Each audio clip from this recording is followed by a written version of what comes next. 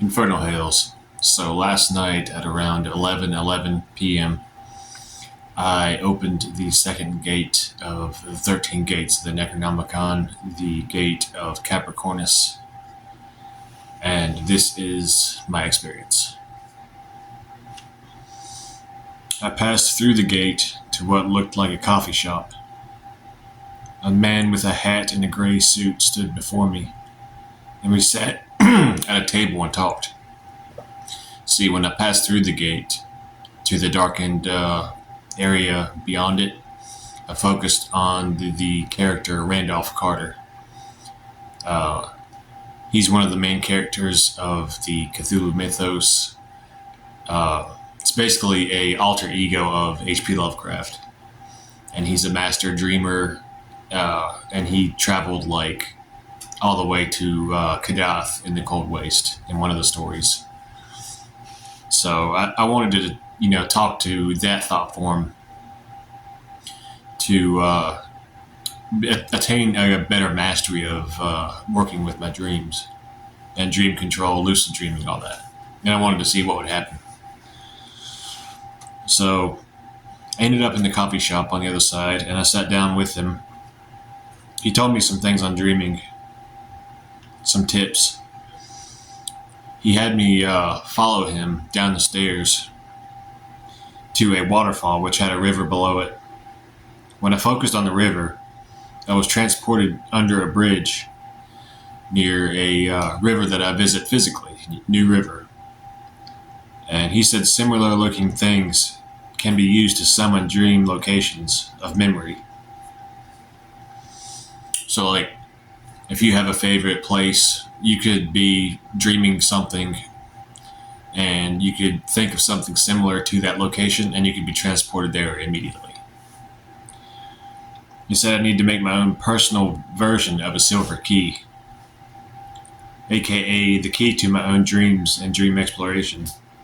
It could be something from childhood or a visualization of a childhood location I spent a lot of time at. I don't know how other people are, but a lot of times I would dream about locations from my childhood, and it would be like repeating dreams of the same location. So I guess what this means is you could use that location as a kind of groundwork and build yourself off of. See that as your base or ground zero, so to speak. And then you can explore out from there. Yeah. Concerning the quote-unquote silver key, I might start visualizing one, kind of like in that book of Zen that I posted that's on Chaos Matrix. You visualize a silver key being formed, and it's empowered by the moon energy before you enter the vaults of Zen in the meditation. He said that path working would help, as well as also keeping the key sigil under my pillow when I sleep, when I'm trying to work with controlling my dreams, because each of the 13 gates has its own separate key. Last night I kept the key underneath the pillow.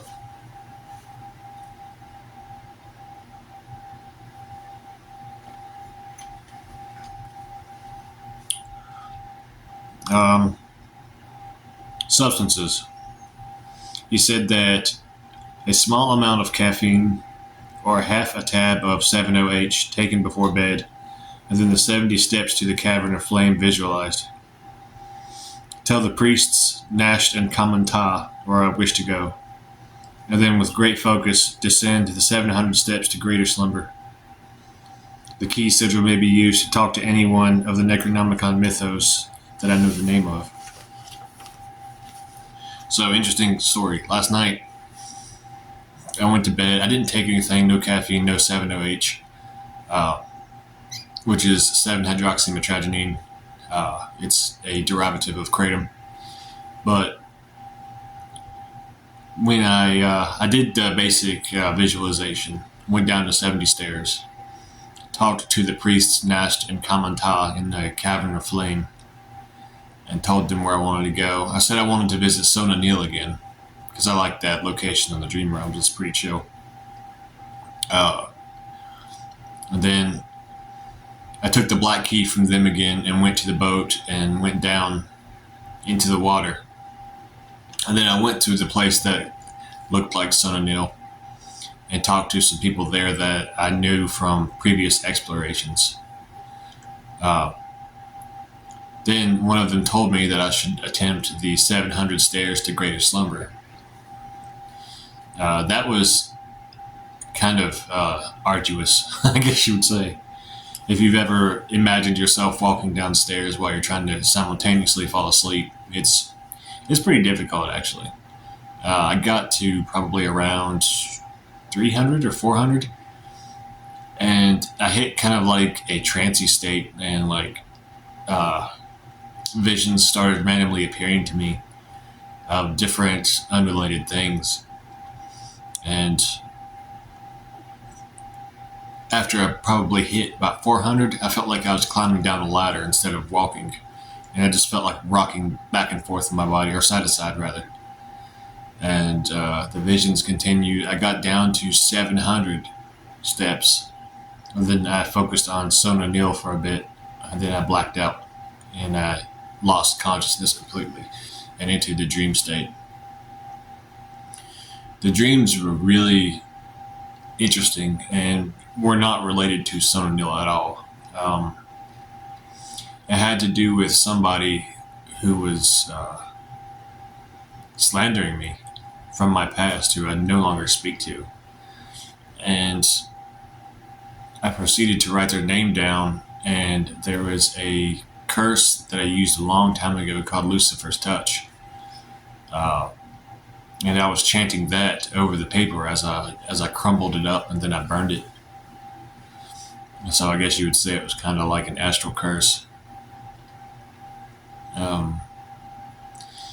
But yeah, that's the first experience with the second gates of the 13 gates of the Necronomicon.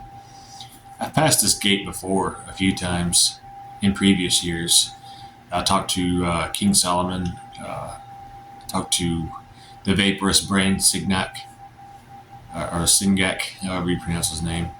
A few other beings. But yeah, this is a good gateway to use if you just want to communicate with a being whose name that you know. I might even try to communicate with a goetic spirit or some lesser known spirit that I don't know much about next time I pass through the gate. But yeah, I hope this was interesting for y'all. I plan on making a few more documentaries because this gate has a few weeks in it to where you can pass through it. So I'm going to be exploring it and trying different things. If you have any suggestions about who I should talk to, drop them in the comments. If you like my videos, like, subscribe, share. Hail Lilith.